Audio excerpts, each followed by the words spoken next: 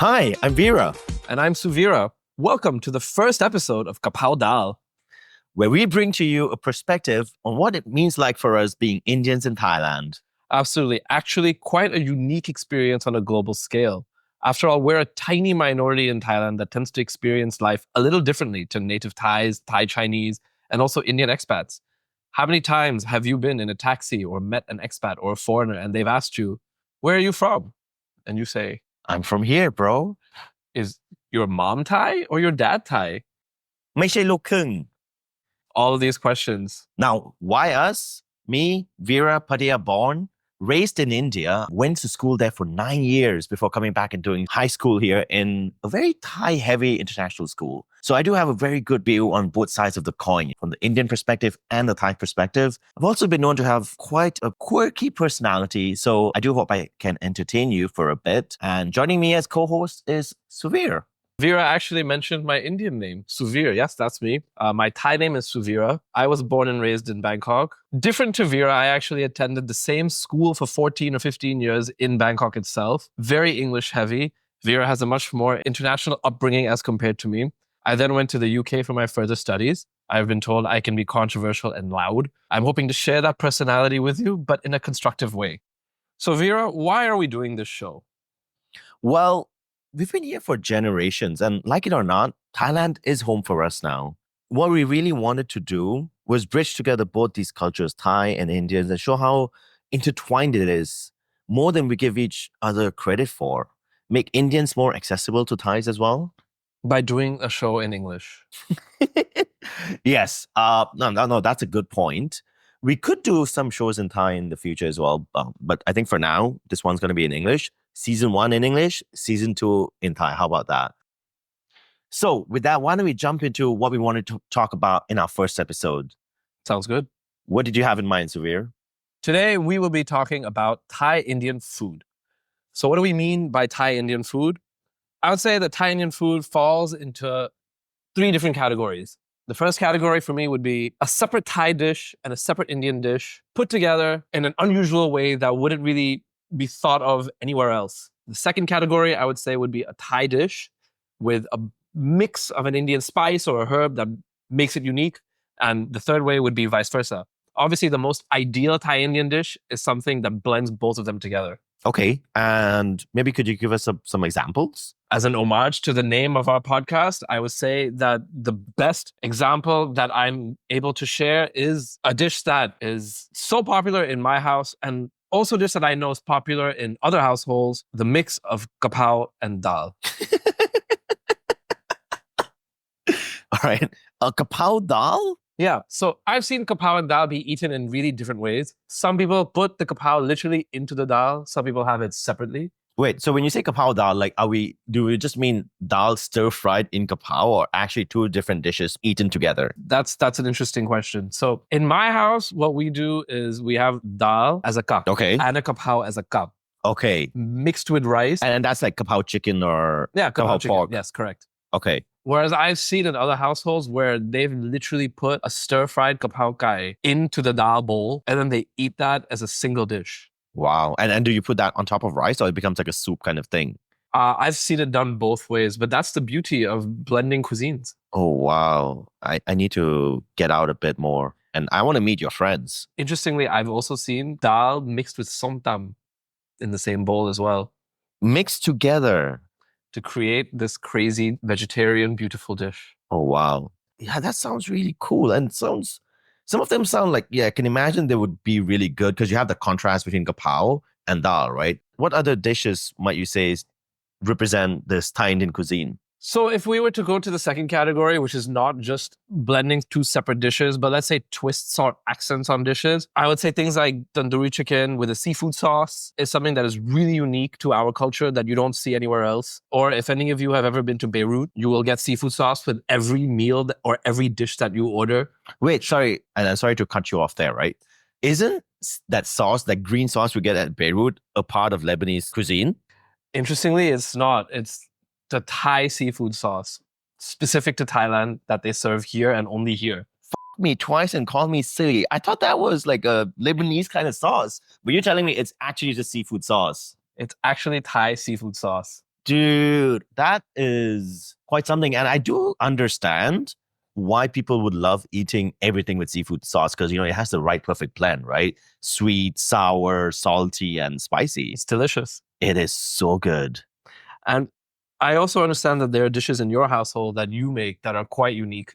Yeah, I guess so. At my household, we love making pork ribs curry. And I think that's quite a unique blend. So what makes pork rib curry a unique Thai Indian blend? Well, because you would never find this in India. And the reason you wouldn't find it in India is Indians generally avoid eating beef or pork as a sign of respect to Hindus and Muslims. So although they've got this great blend of dishes, it's just usually limited to chicken, lamb, mutton. Right. So in this way, you get like the succulent pork flavor where in a broth, the fat of the pork is melted into the dish that you're trying to create. And that gives it a really unique Thai sort of style, which you wouldn't get elsewhere. Correct.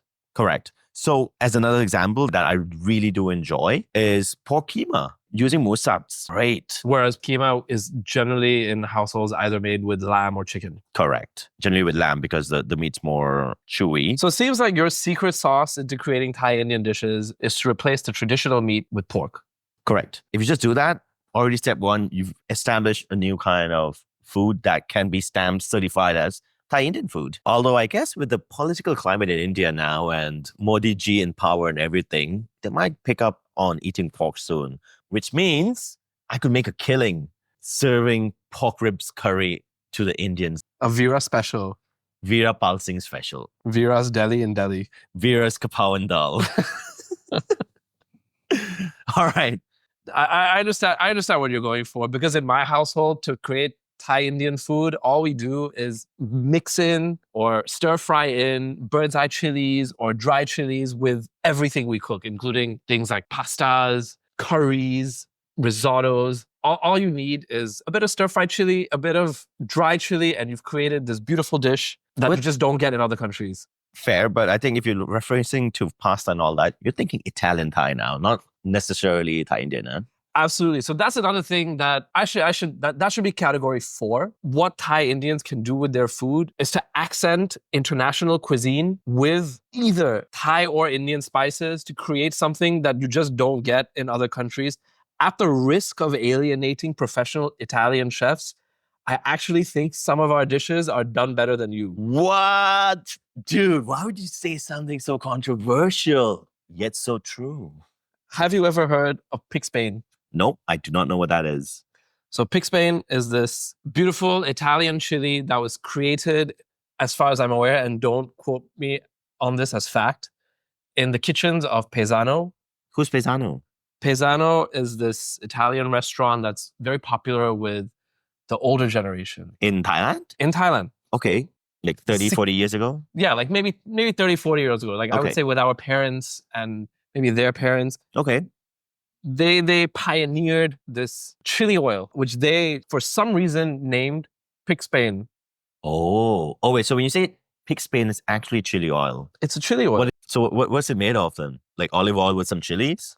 Olive oil made with chilies, and I'm sure some kind of secret ingredient that they've put into it that has now been copied by almost all of the successful Italian restaurants that are in the country, including those such as Rosano, Via Emilia, Il Bolognese. They all have a chili oil. Okay, so I'm taking two things away from this, right? First is you wouldn't find chili oil in Italian restaurants in Italy, is what you're saying. No, because that ruins the traditional aspect of their dish. Whoa. Italian food just became really boring for me without that oil. Okay, so that's one. But the second thing you say that you use a secret ingredient, but then you're also telling me that every restaurant does it. It's not such a secret, is it? So like every mother, grandmother, cook, chef has their own take on the way masalas or blends of spices should be made. Right. Now, this is Italian way of blending spices together. And each chef has their own way of blending ingredients together to make their own unique taste that is special to the food that they serve in their restaurants. Fair enough. It's quite representative of what happens in Thailand, right? Due to their rich cuisine and food culture, whenever people move here, whenever you open restaurants, people tend to introduce a mixture of the local cuisine into whatever they're bringing in, so it's more easier to market and eat and be adopted or taken upon by the local culture, right? Absolutely. Where would you say that you've had the most unique food? KFC, bro. Yum kai sam. Yeah, that's true. A uniquely Thai KFC experience. Correct. And I do that any day of the week. Talking about chilies, one thing comes to my mind that I'm not sure many people know. Because as Indians, we love chilies in our food. We love our food hot. We take pride in it. Did you know that chilies in itself hasn't always traditionally been an Indian thing? No? Yeah, it was actually brought to us about like 600 years ago by the Portuguese. Yay, sail ship merchants coming to trade in our lands and bringing us chilies. When did... Probably like late 1400s, early 1500s. And they came on purpose or just to trade? Yeah. By that time, they were already quite established, sailing around the world trading. So they'd already visited the Americas, North and South America. So most likely, chilies originated in Mexico. And probably on the same ships that brought chilies to India, they also brought one of my grandmother's favorite foods. What's that? Rajma. So you're saying that the Portuguese traveled all over the world. They went to Mexico, they went to the Americas, they had their own chilies, and they brought all of these dishes to India? Yeah. So before that, Indian food was spicy, right? Because we had garam masala, I think. Why are you nodding your head? We did not have garam masala. We didn't have garam masala. In fact, garam masala is just an amalgamation of a lot of spices put together. Okay, and when it's garam means hot, right? Correct. So hot is chilies. So what was it before chilies came? Was it just masala? Garam masala conceptually is a blend of spices. The idea of this blend of spices actually came about during the Mughal Empire. And what they pioneered was this blend of things like coriander, cinnamon, black peppers, and whatever else is used to create this. Similar to the Italian chili that we were talking about, garam masala is also just a blend of different spices that each chef makes a bit differently. Okay, so chefs around North India mixing the spices, this and that. And I'm guessing the Mughals who also brought their own cuisine from Afghanistan, Persia, right? Exactly, correct. Brought that into India. Okay, talking about the Mughals, probably the same guys who brought Islam to India. The Muslims came into India with the Mughals, and that's why Indians don't eat pork. Man. And that's why the Thai Indian cuisine from the Veera household is going to take the world by storm. Just you wait, world. Pork ribs curry served to your doorsteps. Order now on Grab. Pork keema too. Oh yeah, dude. No, you know what I really want to try out someday? Pulled pork masala. Like, remember Rang Mahal? They used to have an amazing Ran dish, but instead of the baby lamb, just use pork. Veera's secret ingredient to all dishes. You know what? It's actually my solution to every problem in life. You don't know what to do, just eat pork. Any pork will do. So similarly, like with Indian foods not really coming from India, there are also a lot of Thai foods that actually don't originate from Thailand. Can you guess a few? Thai foods that's not from Thailand. Well, not Penang. foods. Not necessarily food, but let's say ingredients. Okay, ingredients. Curry? Curry is not an ingredient. Okay. But I guess you're going to tell me. I'll give you another hint.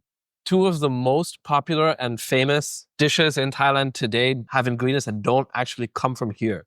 Ooh. Have you been controversial again? I'm going to guess Tom Yam Goong. Almost. Very close. What would your second option be? Is it like a starter? Krapao Daal. Exactly. Basil is actually not from Thailand. Basil originates from India. Dude, we're going to get canceled, bro. Exactly. And you know what else will get us canceled? Where do you think the most popular Thai dessert comes from? From the kitchen? You're not wrong there. Okay, let's start with, what do you think the most popular Thai dessert is? Oh, the most popular Thai dessert for me would be lechong or nam keng sai. On a global scale. Oh. Sticky rice and mangoes? Exactly. So mango was actually brought into Thailand from India. Yay! Really? It's from India? Absolutely. It seems like our most popular dishes are actually from ingredients sourced in India. Wow, dude. I feel so proud to do this Krapao Daal show now. Got everything. Ooh, Krapao from India. Momo from India. Man, Thais owe us so much. I gotta go tell this to my Thai friends. Give us our credit. That being said, what both of these cultures have done brilliantly is integrating these spices into their local cuisine. Yeah, true. And that's why I think even though India might have had kapao, like basil, it never came around to the same taste and prominence as it does in Thai cuisine. Okay, so India has shared ingredients and cuisines to Thailand. We're going to take pulled pork masala to India someday. Exactly. We're going to take these Thai dishes, we're going to Indianify them, and we're going to take these dishes to Mumbai. Yes. All right. With that, let's go to the last segment of this show. And what is that? What is that going to be, Veera? I was thinking we could play a little game Sure. just so that we can share some cool, interesting things. And for today's segment, we're playing Who Did It? And the question is this: Thais love Japanese curry rice. But as the name implies, it is curry. And curry, traditionally, as we know, is also from India. But my question is, who made it famous? Not who took it to Japan, but who popularized the concept of Japanese curry rice in Japan. What is Japanese curry rice? So it's like curry, but it's a bit different where the ingredients, the curry paste is prepared beforehand and then it's just kind of boiled with water. And then you put in some chicken or something to eat with it or pork.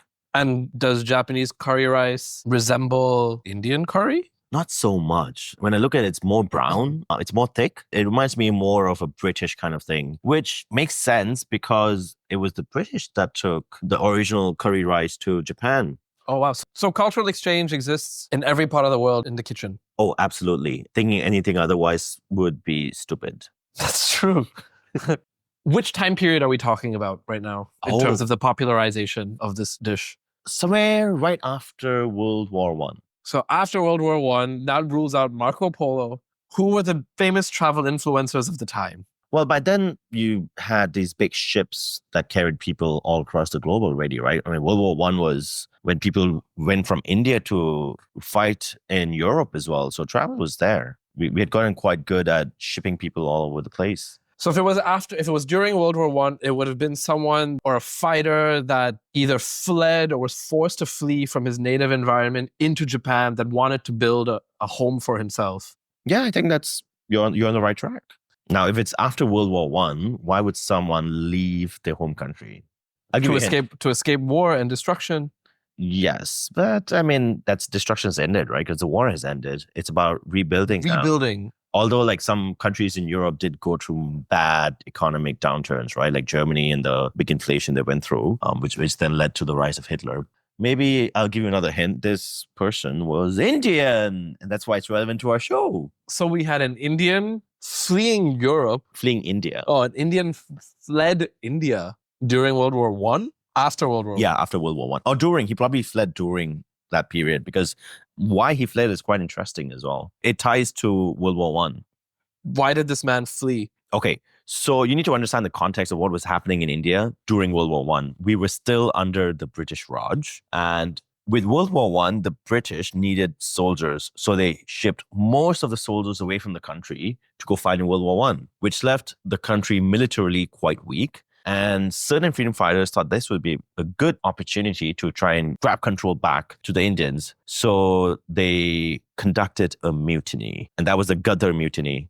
Unfortunately, it didn't pan out so well. It failed. The person they tried to kill, the viceroy, didn't get to him. And so certain people involved in that plan had to run away. And one of those persons was Mr. Raj Bihari Bose, no relation to Subhash Chandra Bose. And he fled to Japan in Tokyo, met a girl, married her. Her family had a bakery at that time. Unfortunately, I think she died in 1920. He wanted to help the family, so he converted the bakery into a curry house where he sourced local ingredients, adapted the spices a bit, and the taste was also, I want to say, watered down a bit to be less spicy so that the Japanese were able to enjoy it more. And then that really hit it off somewhere in Ginza in Tokyo. So what you're saying is that Japanese curry rice actually originated from a political figure wanting to escape India right after World War One, who wanted to create his own life. And that led to what is the modern version of the Koko Ichiban curry rice. It's exactly what I'm saying, Suveera. That is mind-blowing. Yes. All because the British were assholes who plundered India for hundreds of years. Are we allowed to say that? Well, too late. F*** you, British Raj. And we can probably talk about why we shared a common hatred towards British Raj in a later episode, because the main reason of why Indians are based in Thailand could be attributed to them as well. Really? Yeah, let me tell you about that in the next episode, Soph. All right, let's do that in the next episode. All right, then. You have been great. Thank you for listening to our very first episode. Hopefully you got something fun out of it. Drop us some feedback. If you have any dishes that you think are exclusively Thai Indian that you make in your kitchen, let us know. Maybe we'll make a restaurant together one day and we can serve exclusive Thai Indian foods. We would love to share about your unique Thai Indian dish with our listeners as well. So send those messages in. Yes, please do that. Oh, also, before I forget, we wouldn't have been able to do today's episode without some support from some of our friends. I would like to name drop DJ Sunny Day and thank you for the voice clips that you hear in today's episode, all originally created by DJ Sunny Day. For all your wedding needs, parties, private events, if you want an authentic Thai Indian DJ who knows just how to get the crowd going, do reach out to DJ Sunny Day. Use the name of Krapao Daal and you will get a 50 baht discount. With that, we're signing off. I'm Veera. I'm Suveera. Have a great day and see you next episode. See you next episode.